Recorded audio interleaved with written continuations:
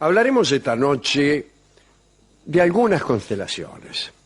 Orión era un gigante cazador, hijo de Euríale y Posidón. De su padre, que era el dios del mar, había recibido la facultad de andar por la superficie del mar, de poder caminar sobre el agua. Era, según se dice, de una belleza extraordinaria y estaba dotado de una fuerza prodigiosa. Se había casado con Side, una dama muy hermosa, que tuvo, sin embargo, la mala idea de rivalizar con Hera, la mujer de Zeus. La diosa, que no admitía competencia, la precipitó en el infierno redondamente. O sea, se enojó. Así que anda diciendo que son más linda que yo, chao. Desde entonces, Orión trató de enamorar a numerosas mujeres, pero a pesar de su belleza, era siempre rechazado. ¿Qué pasó? Qué raro, ¿eh? La suerte de la fea, la linda la desea. Y en el caso de los hombres suele ser igual. Ahora bien, este Orión era incapaz de soportar esos rechazos, como muchas personas que uno conoce. Y entonces terminaba sus encuentros atropellando a las mujeres, tratando de poseerlas de prepo. Mirá vos. Esto sucedió primero en Quíos, donde Enopión, el rey de Quíos, le pidió que liberara a la región de unas fieras que andaban por ahí. Quíos era una isla, yo creo. Allí, Orión se enamoró de Mérope, que era la hija de Enopión. Ni el padre ni la muchacha querían saber nada con el gigante. Y entonces Orión, borracho, trató de forzar a Mérope.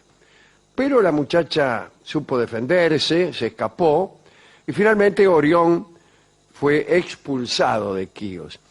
Algunos dicen también que Enopión cegó a Orión cuando lo encontró durmiendo a la orilla del mar, ¿no? Según esta historia, Orión se dirigió al taller de Hefesto y se puso sobre los hombros a un niño que trabajaba allí, Sedalión, pidiéndole que lo guiara en sus movimientos de venganza. En fin, no se sabe cómo, Orión recuperó inmediatamente la vista y entonces, ya sin el niño, cuya utilidad, siendo Orión una persona vidente, era perfectamente nula, marchó tras Enopión, pero no lo pudo alcanzar porque este hombre, Enopión, rey de Quíos, padre de Mérope, se refugió en una cámara subterránea que había construido justamente el mismo Hefestos. Aquí es donde aparece la única que lo quiso a Orión, la única que se enamoró de él. Pero en realidad se enamoró de él porque estaba maldita. Y esta fue Eos, la Aurora. La Aurora había tenido un romance con Ares, el dios Ares, nada menos que el novio de Afrodita, la diosa del amor. Y Afrodita se había enterado. Entonces la maldijo. ¿De qué modo la maldijo? Condenándola a estar eternamente enamorada, eternamente deseosa, diría yo, eternamente en celo.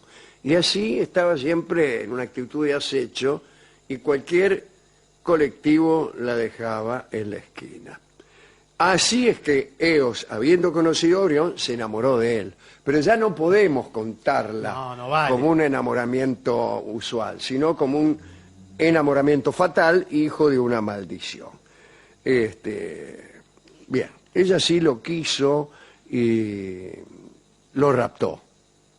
Lo raptó ella a él y se lo llevó a Delos, donde lo amó prolijamente. Un día en Beocia, Orión se encontró con las Pléyades, que eran 7, y se enamoró de todas ellas, para no andar discriminando. Orión las persiguió durante 5 años. Es mucho perseguir para una persona atropelladora y abusadora, ¿no? Hasta que Zeus las transformó en palomas primero y en estrellas después, todo para liberarla de un pesado como Orión. Orión también se enamoró de la virgen hiperbórea llamada Opis, que era una de las doncellas del séquito de Ártemis. Y desde luego intentó atropellarla, pero la muchacha se escabulló en unos bosques sagrados.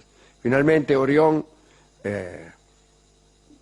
se encontró con la propia Ártemis y trató de toquetearla un poco. Y en ese momento la diosa ya se cansó de Orión y le envió un escorpión que lo picó en el talón y le causó la muerte.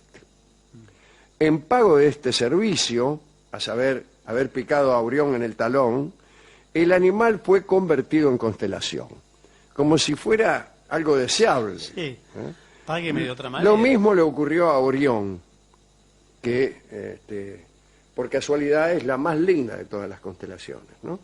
La constelación que también se llama, entre los gauchos, la cacerola o el puñal. Allí están las Tres Marías en Orión, ¿no? Bien. Por eso en los cielos, esta constelación, la de Orión, parece estar huyendo eternamente de la más pequeña del escorpión.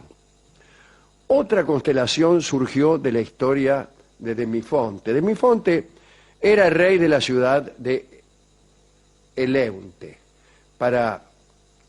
Y cierta ocasión, para terminar con una epidemia, había recibido de un oráculo la orden de inmolar cada año a una muchacha elegida entre las familias nobles de la ciudad.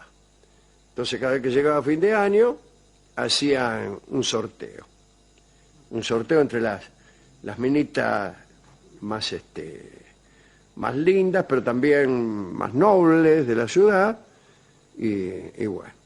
Y este Demifonte era el que organizaba el sorteo. Entonces ponía en una caja los nombres de todas las chicas, pero él también tenía hijas muy lindas y no ponía los nombres de sus hijas en la caja. Bueno, un día uno de los nobles de la ciudad, llamado Mastucio, ¿qué hace Mastucio? Se negó a permitir que se sortearan a sus hijas si el rey no hacía lo mismo con las suyas. Escúcheme. Y el rey, Demifonte, enojado, mató a una hija de Mastucio ya directamente sin sorteo. La mató directamente. Tiempo más tarde, para vengarse, Mastucio invitó al rey y a sus hijas a un sacrificio ritual. Las muchachas llegaron primero y, bueno, el tipo Mastucio, las mató. Parece que mezcló después la sangre de las chicas con vino de una copa y cuando llegó Demifonte le ofreció una copa de vino. Enseguida Demifonte supo la clase de brebaje que había ingerido y ordenó entonces a sus soldados que mataran y arrojaran al mar a Mastucio. Bueno, toda una porquería, ¿no? Zeus se horrorizó ante aquellas muertes, se horrorizó probablemente ante la construcción dramática de esta historia que es horrible, ¿no? E hizo de la copa, para darle un final tan malo como el resto del desarrollo, de la copa de vino hizo una constelación. No me gustó esta. Croto era hijo de Pan y de Eufeme, que era la nodriza de las musas. Entonces era como un hermano de leche de las muchachas y habitaba con ellas en el Helicón. Un día, para mostrarles su admiración, Croto inventó los aplausos. Los aplausos no se conocían hasta Croto, que para demostrar su admiración hizo sonar fuertemente sus palmas. Y desde entonces ese gesto fue aceptado universalmente como una muestra de admiración artística. Cuando murió Croto, agradecidas por aquel invento, las musas obtuvieron de Zeus el poder transformarlo en una constelación. Aunque los mitos no dicen cuál es esa constelación. No dicen cuál es su forma y no hay manera de saber cuál de las actuales constelaciones es la que corresponde a Croto. En los mitos griegos hay tantas historias de personas que se convirtieron en constelaciones, que cabe suponer que antes del auge de la civilización helénica, el cielo nocturno era un negro terciopelo que los dioses fueron llenando de estrellas poco a poco. En realidad, yo podría ahora agregar otro razonamiento, y es que en realidad la constelación, como el cinematógrafo, es hija de una percepción incorrecta. Las estrellas que nosotros vemos como puntos luminosos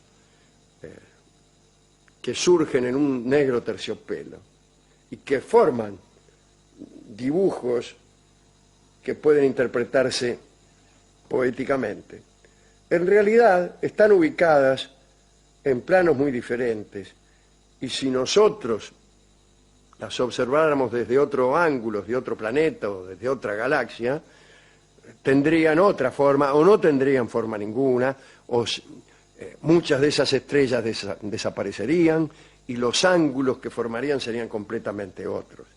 De manera que lo que nosotros vemos como un puñal no es ni por casualidad un puñal. No existe eso, no existe, es solamente una construcción que el hombre hace a partir de una visión totalmente parcial e incorrecta. La Vía Láctea, ese inconcebible conjunto de estrellas, en uno de cuyos suburbios está ubicado nuestro Sol, era para los griegos un chorro de leche de los pechos de Hera, que fue derramado cuando ella se negó a amamantar a Heracles. Un detalle interesante: Vía Láctea en griego se dice, ¿sabe cómo? ¿Cómo? Galaxia. Eso es Vía Láctea en griego, ¿eh? Bueno, hemos ido a la discoteca y hemos solicitado al discotecario de esta emisora nueva alguna canción que ilustrara esta paradójica costumbre de los griegos de convertir en constelaciones a las personas, ¿no? Es decir, convertirlas en una percepción fantasma, en algo que no existe. Es muy raro eso, ¿no? Pero está bien. El discotecario, que no es muy proclive a las metáforas, fue literal y nos dio esta bella canción que se llama Estrellita y que ahora escucharemos en la versión de nuestro querido Juanjo Domínguez.